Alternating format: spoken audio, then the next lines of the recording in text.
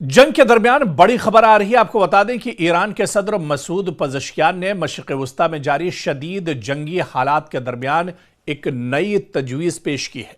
जी हां, मसूद पज़ेश्कियान ने Islamic assembly of the middle east यानी इस्लामी मशावरती प्लेटफॉर्म की तजवीज़ पेश की है और इसका मकसद खित्ते के ममालिक के दरमियान सिक्योरिटी, मईशत, सकाफत और सियासी ताउन को दरअसल मजबूत बनाना है। मसूद पज़ेश्कियान जो ईरान के सदर हैं, उन्होंने हमसाया मुस्लिम ममालिक से मदद और इत्तेहाद की अपील भी की है। दरअसल यह तजवीज़ उनके जरिए क्यों दी गई? यह तजवीज़ बहुत इंपॉर्टेंट है और मौजूदा वक्त के हिसाब से बहुत अहम है। यह तजवीज़ ऐसे वक्त में आई है जब खित्ता शदीद जंगी कशीदगी का शिकार है। फरवरी 2026 में अमेरिका और इजराइल ने ईरान पर बड़े पैमाने पर हमले किए और इन हमलों में ईरान के आला क़यादत को निशाना बनाया गया। ईरान ने जवाब में खित्ते भर में हमले किए, अपनाए हुर्मुज़ को पूरी तरह से एक तरह से सील कर दिया है और कहीं ना कहीं इस जंग से पूरा खित्ता एक तरह से मुतासिर हुआ।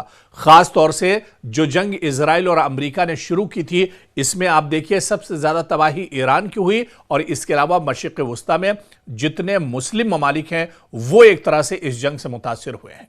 इजराइल और अमेरिका तो जंग छेड़कर चले गए, लेकिन इस जंग के असरात जो सबसे ज्यादा पड़ रहे हैं, सबसे ज्यादा नुकसान जो इस जंग का है वो मुस्लिम ममालिक को पड़ रहा है।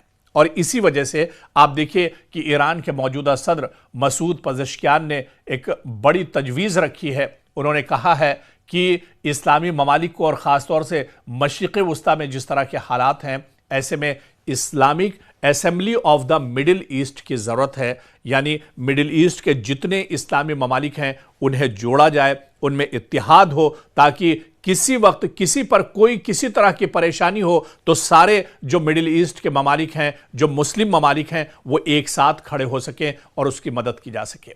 हालांकि ऐसा नहीं कि मुस्लिम ममालिक का कोई प्लेटफॉर्म नहीं है। आप देखिए कि आईओसी इंटरनेशनल मुस्लिम ऑर्गेनाइजेशन पहले से एक तरह से मौजूद है, लेकिन वो इतना कारकर्द नहीं है।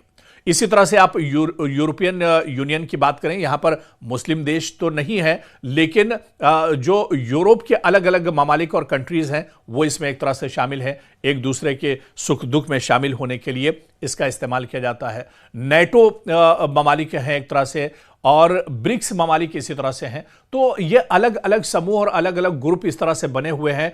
इसी तरह की एक तजवीज़ अब ईरान के सदर मसूद पज़ेश्कियान ने दी है कि खित्ते में जिस तरह के हालात हैं, इसको देखते हुए Islamic assembly of the middle east बननी चाहिए, ताकि मिडिल ईस्ट पर अगर किसी तरह की परेशानी आती है, मुस्लिम ममालिक पर अगर किसी तरह की परेशानी होती है, तो यही Islamic assembly of the middle east ये आपस में सर जोड़कर बैठ सकते हैं, ये खड़े हो सकते हैं और इनमें इत्तिहाद के लिए, एक दूसरे की हिफाजत के लिए, एक दूसरे की मदद के लिए इस्लामिक असेंबली दरअसल बहुत ज़रूरी है। और इसी वजह से उन्होंने इस वक्त पर Islamic assembly of the middle east की ज़रूरत पर एक तरह से फोकस किया है। लेकिन क्या ये इतना आसान है? क्योंकि पहली नज़र में आप देखिए तो मशरिक़ वस्ता में ही जो इस्लामी ममालिक हैं वो दरअसल बिखरे हुए नजर आते हैं। सऊदी अरब अपना राग अलग अलाप रहा है, तुर्की की अपनी अलग एक तरह से मंशा है, ईरान एक तरह से अलग दोराहे पर खड़ा है। मशरिक़ वस्ता के जो छोटे छोटे इस्लामी ममालिक हैं, हालांकि माली एतबार से ये ममालिक बहुत मजबूत हैं। कतर की आप बात करें, दुबई की आप बात करें, अबू धाबी की आप बात करें, बहरीन की बात करें, ओमान की बात करें, ये पैसे और माली एतबार से बहुत मजबूत मुल्क हैं। सऊदी अरब के पास बहुत पैसा है, तुर्की बहुत इंपॉर्टेंट है, लेकिन ये सब दरअसल अलग अलग खड़े हैं। इनमें इत्तिहाद नहीं है, इनमें यूनिटी नहीं है, ये बिखरे हुए हैं। इसी वजह से आज ये अमेरिका की जो जूतियां एक तरह से चाट रहे हैं, ये इजराइल के इशारे पर एक तरह से काम कर रहे हैं। अमेरिका और इजराइल के सामने इसी वजह से ये इस्लामी ममालिक कहीं ना कहीं एक तरह से पस्त नजर आते हैं।